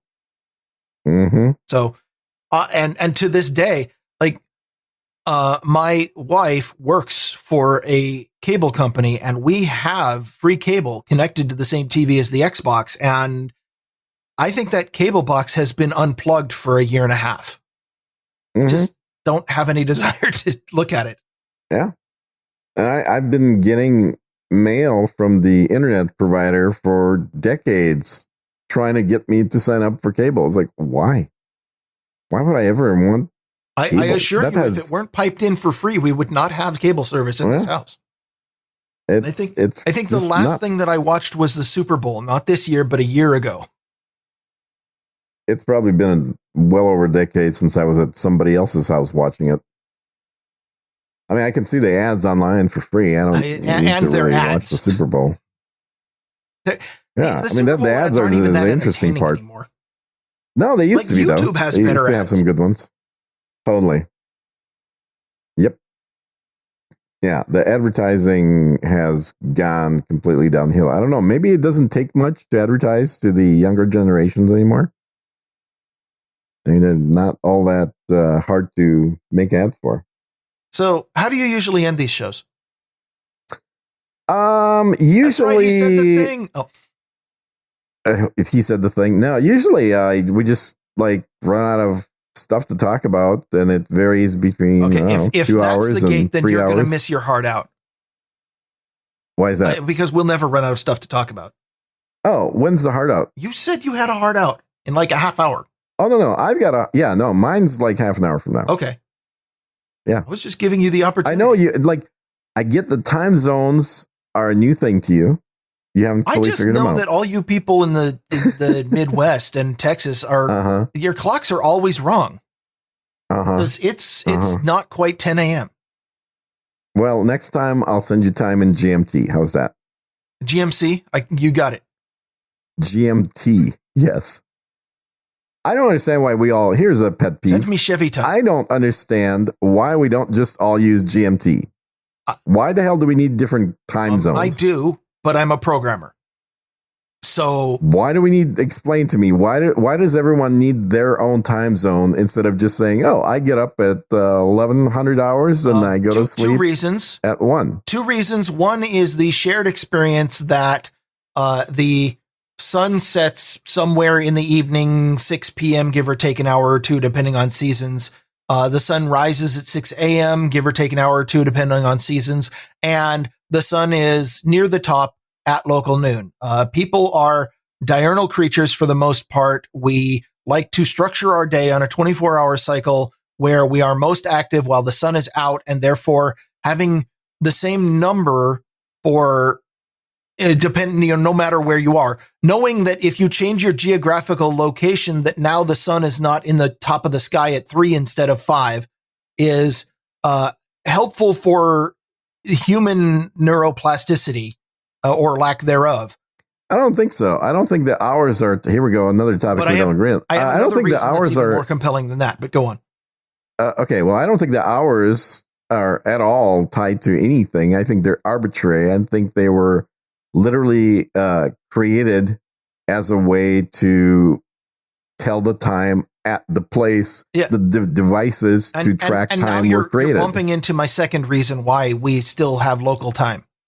Yeah, go inertia. Ahead. Yeah, just like Fahrenheit instead of Celsius. Time was originally created and defined relative to the local solar day. And it was, we had the concept for a very, very, very long time before we had any kind of communication systems where we could interact with a person who didn't have the same local solar reference at the same, like right now, I can look up and say, the sun is right here in the sky and point a direction. And you can look up and be like, no, it's much higher than that because we're far enough apart that makes a difference.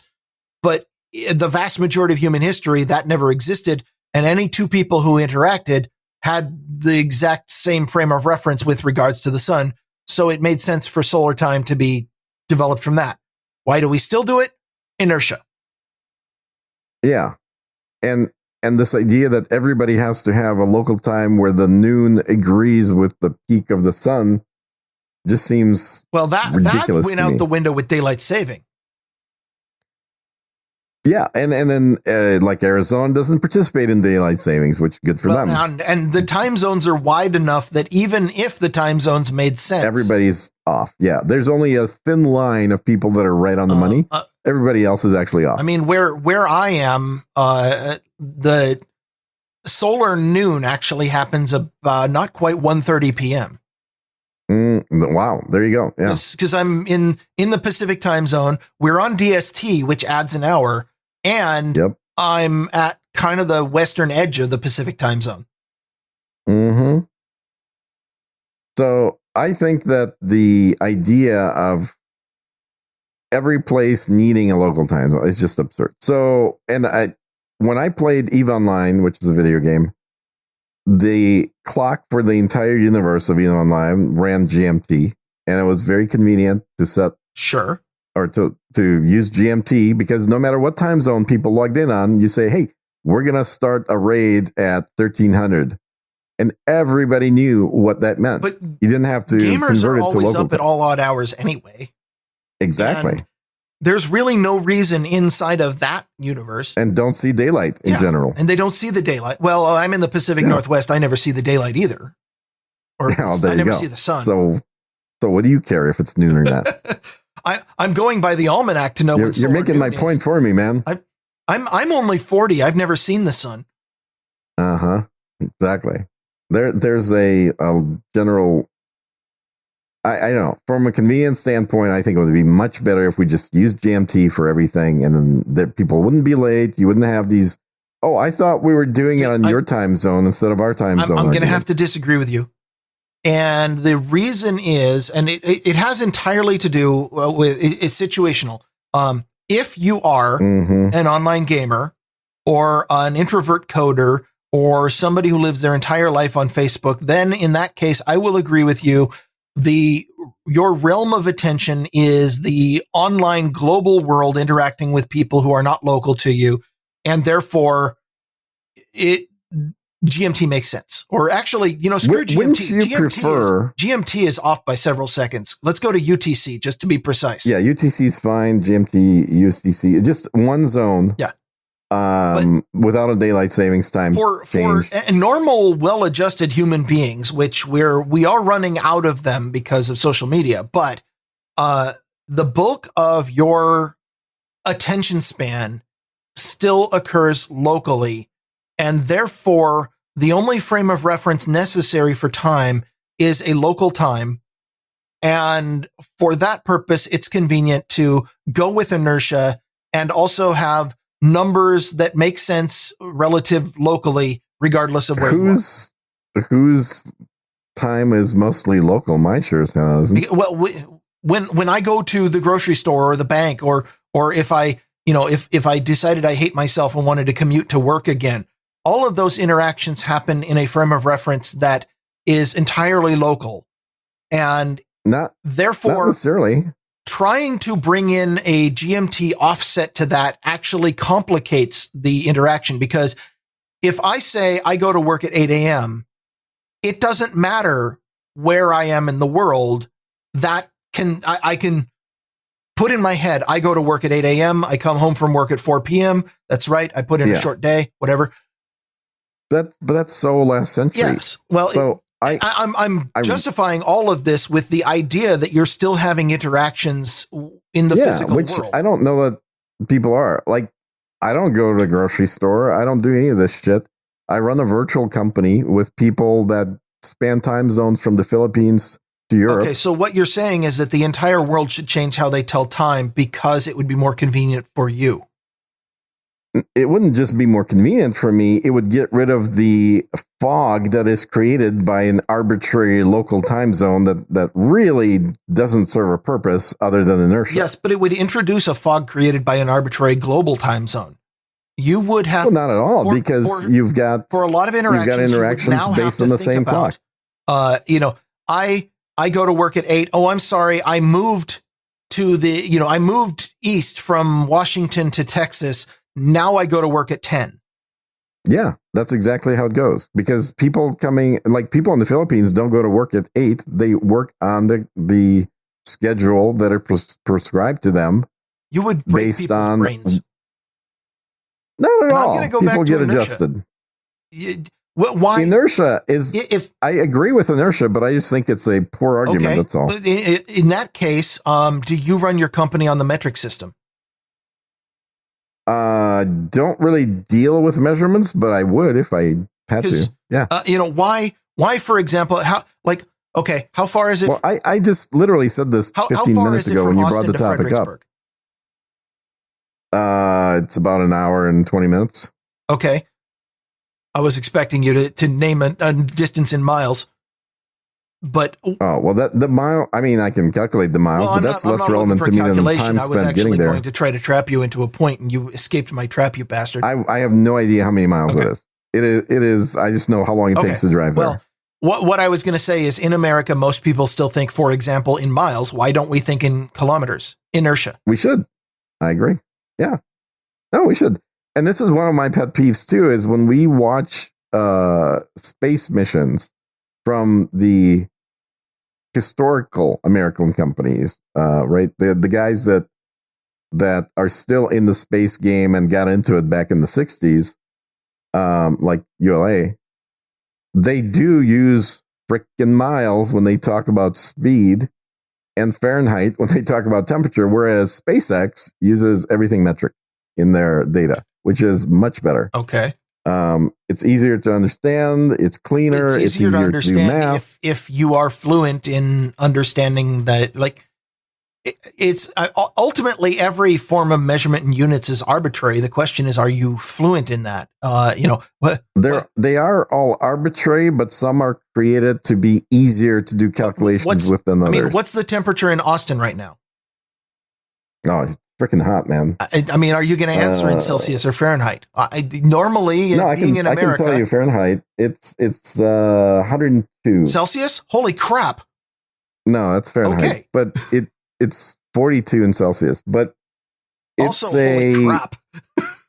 It's hot. It's hot here. I mean, saying hot should be sufficient. But I think that if you're going to do math, like if you're going to say, hey, so the temperature in Austin as a difference of winter to summer, like what's the range there, I think will tell you a lot more if you say it in Celsius than you will say it in Fahrenheit, because you know that in Celsius 0 is where water freezes and 100 is where water boils. Well, I don't That's disagree the range. that in the scenario where Fahrenheit, you need to know where the range, the Fahrenheit range is at what temperature does water freeze that has a whole bunch of salt in it? The coldest water we can get before it freezes is but what's your use 0. case when you're out there trying to decide whether or not to wear a sweater? Let me get to the hot temperature. You know what 100 degrees is? It's warm. That's the temperature. That's the rectal temperature of a pig. That's what that's based on. Okay. That's where Fahrenheit came up with it from. It's based on inertia. I get you. I'm just it's so stupid. It doesn't matter. When I think about the temperature, I'm not thinking, oh, I've got this container of water and I need to know if it's going to boil when I step outside, which might be happening in Austin. I don't know. If it's over 100 boil in Celsius, Austin or freeze up north. Yes. When I want to know the temperature, the vast majority of use cases for me having that number is going to be, how do I want to interact with the world? Do I want to put on a jacket? Do I want to, go out and let it all hang out? Whatever. And it is an arbitrary number. The numbers, I agree with you. The numbers are arbitrary. It doesn't matter. It's just, you're just used to the Fahrenheit, as most Americans inertia. Are. It is. But the advantage that Celsius brings is easy. It's also arbitrary, but it's an arbitrary that brings along with it easier to do math. But most people also don't care about math. Most people, if you're American, you say, how warm is it? They say it's 55. Okay, then I ought to take a jacket. That is the limit of the interaction. And the number 55 means nothing. Nobody's going to do math on it. They are just comparing it to a set of internal values in their head where they go, okay, if it's less than this, then I should do this. If it's more, that is the way most people think about temperature. Nobody is calculating. Nobody is converting. I mean, why bother with Celsius? Why don't we all use Kelvin? Because the math works out a lot better, because those numbers are just weird. And again, I'm going back to human nature. We all learned one way. Being in the other system, I agree. And I hate to say that because we've been doing too much of that on this, but being in the metric system or being on everybody on UTC would be better. I agree. Transitioning would be fucking chaos. Yeah, I totally agree with that. Transitioning would be a chaos, but so the question I wish it was already transitioned. Okay, so we're back to altering reality and changing 100 million years of human evolution, except it wasn't 100 million years. It's how long have we been using these measurement systems? It has, but I think there's an advantage here. Like, I think there's an advantage both to using UTC, and maybe it's not enough of an advantage to, push back against inertia. Clearly not in the US. Same thing with using the metric system is an advantage versus using the imperial system, which even the UK doesn't use anymore. I just think that inertia is a very conservative argument that doesn't really have a rational basis. It just says I'm too lazy to make things easier for the next generation. It does have a rational basis, and that is that we, as a society, there is a value consideration being made. What is the benefit of being on the other system versus the disadvantages of trying to make the transition? And for the vast majority of people, for the vast majority of scenarios, there is not enough benefit to being on the new system to justify the amount of effort and energy that must be expended to make the transition. That is the rational argument. And by the way, and I think you're right now, you're making literally the same argument that politicians use every single day as to why they have to do things, because the rest of the society is too stupid. And if they're not forced to make changes, they will just stay where they are. And that's the argument that the politicians are using to justify what they're doing. That if the transition is too difficult, that the status quo is acceptable as long as the difference between the states is not enough. And by the way, with regards but who gets to decide whether it's enough or not? With regards to time zones and measurements and things, the solution, and this could be a long-term solution, is that for the people who need to have the advantage of the other system, whether it be you need to measure your things in Celsius or kilometers, or you need your time zone, those people learn, because humans are capable of learning, individuals, that how to operate in both time zones simultaneously. For example, right. Here's an example. On every clock that I have control over, I set them to 24-hour mode. So half the time when somebody asks me, especially if I want to be snarky or just don't care, they're like, "Oh, what time is it?" It's 16:30 time. And this melts people's brains because inertia, because they're used to the other. It's kind of the same as if you went to a UTC clock. Be like, "Well, what time is it?" "Well, right now it's about 17:08. If I got my math right, I think I'm at 17:09 on mine, but yeah. But I mean, I have a UTC clock in front of me, but that's just because it's convenient. Well, and I guess what I'm saying is, if it is important to you to understand or to take advantage of the new system, then you learn that system and the one everyone uses. And eventually, if enough people reach that point, the transition becomes smooth, because it'll flip-flop. It'll flop. And you brought in politics. One thing that really annoys the piss out of me with regards to making shifts like that, and this is one of the sources of my biggest rant about electric cars that you'll see on every technology show I ever do, is that politicians, authoritarians will come out and say, this transition needs to happen, and therefore we need to try to force it and punish people and incentivize this and change this.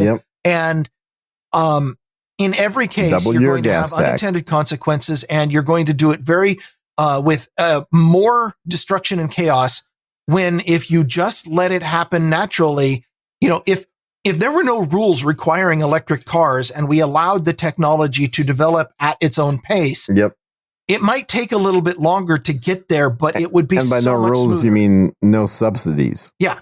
Well, no subsidies, no restrictions, no gas fuel, requirements. If you took all of that away, it might take 10 more years to get to a point where we just flip and everybody's using electric cars, but the grid will have developed to support. No, I keep saying this. Goddamn, I totally agree. I never got an electric car because I'm green. I got one because it's fun. I enjoy an electric car because it accelerates fast. It's super because cheap a forced to run. 3-hour stop every 200 miles on your road trips is. Well, no, mine was just over 100 miles, about 120 miles. Yeah. But I've always had several cars. So for me, that was one of the cars that I could tool around the city. And here's the other benefit: was finding parking was super easy because you have all these parking spots right next to handicap that are for electric cars only. Again, because somebody decided that electric cars are good. You're taking advantage of the system. Somebody decided electric cars are good and put out restrictions that said gas vehicles are not allowed to park here. Well, this is not something that evolved because of consumer demand, which is the right way to do it, because it's a minimum of chaos and it results in all of the proper infrastructure going into place. I mean, well, they used to have those pregnant women parking spaces, but thankfully they got rid of those for the electric car ones now. So now I can actually use them. How about how well does your car charge when ERCOT shuts off your power? Because their infrastructure is shit.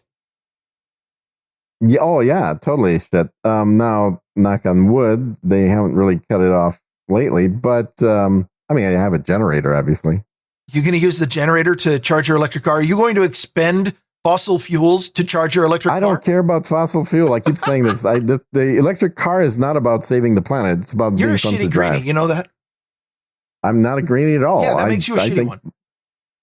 Actually, I am a greenie because I think nuclear energy is the best form of energy. And I think if we can move to a nuclear only model, it was pronounced nuclear. I would be fully in favor of that.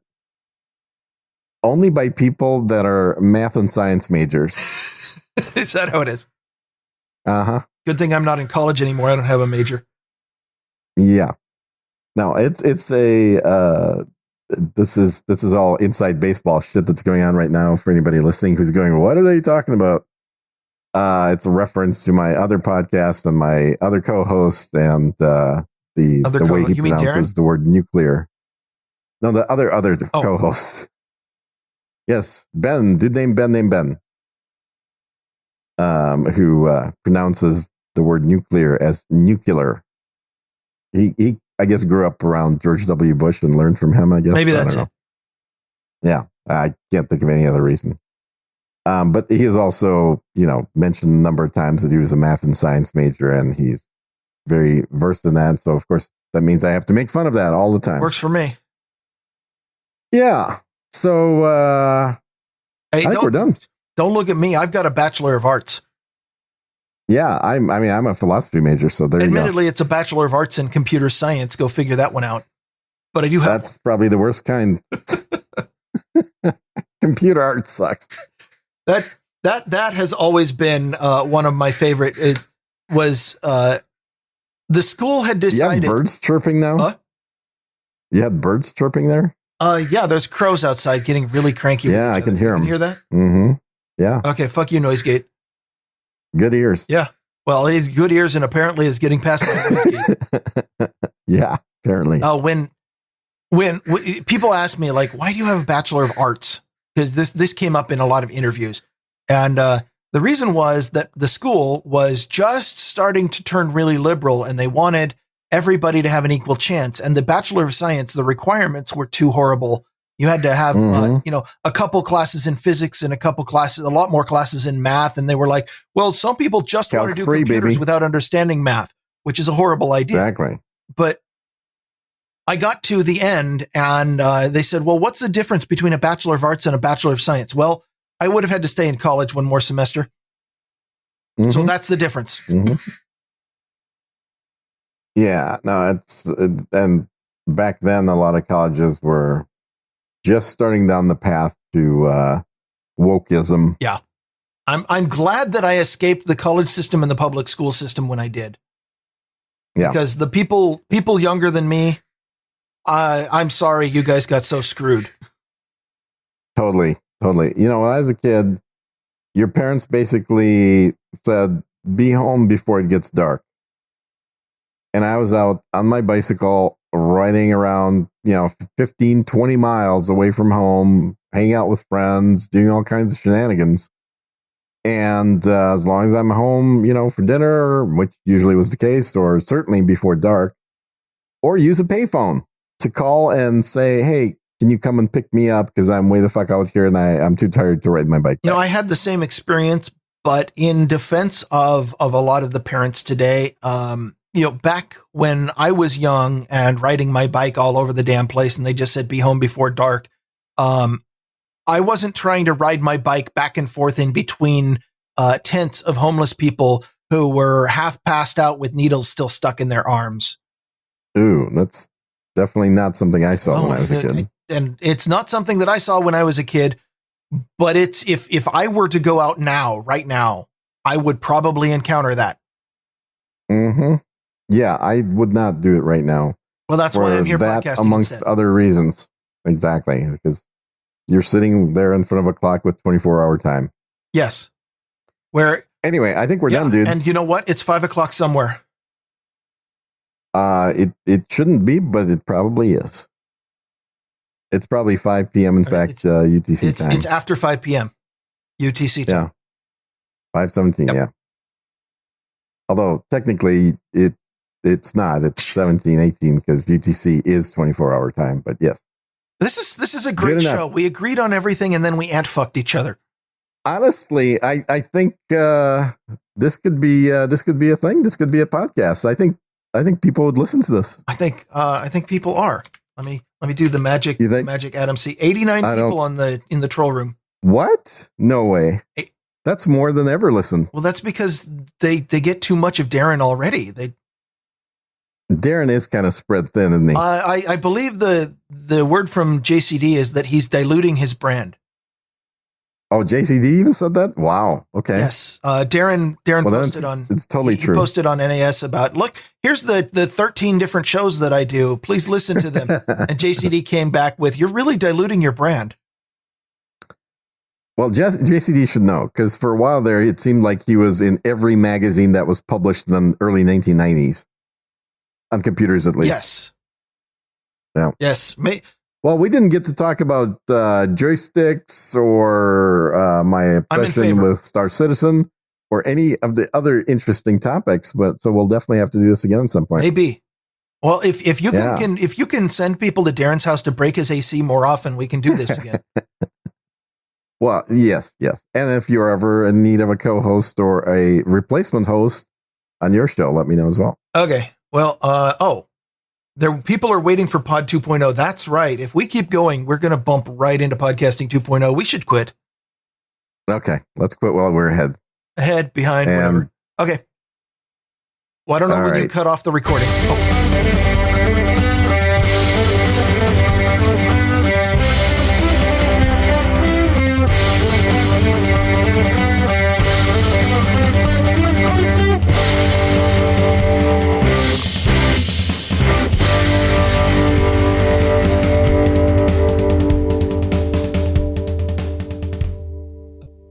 Uh-oh, we might have lost Bemrose.